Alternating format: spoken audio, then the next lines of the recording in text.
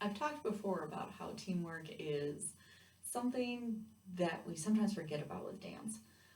When you attend a class, you're basically becoming part of a team for that class, whether it's something you're registered for and you're with the same group of people all the time, or you're doing an open class setting where you can just drop in.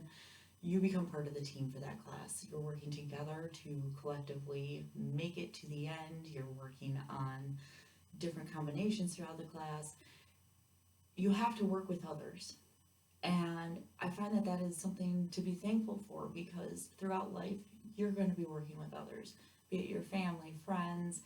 When you have a career, you are working with others. And dance teaches us how to have that respect for ourselves and our teammates, the accountability that we grow, and being on time and ready impacts our teammates. When we are working as a team, if we're not holding up our end of that, we're not making that team effective.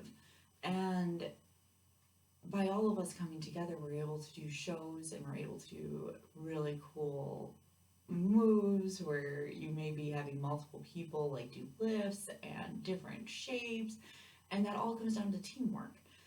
Yes, you are an individual when you are dancing, but you as an individual are important for making that entire team happen. And it all comes together, and it all is how we move across the floor, it's how we perform our shows. All of these individuals come together, and when we hold ourselves accountable and we have respect for each other, we can really create an awesome team to produce a really cool piece of art. I will see you tomorrow as we talk about friendships. I will see you then.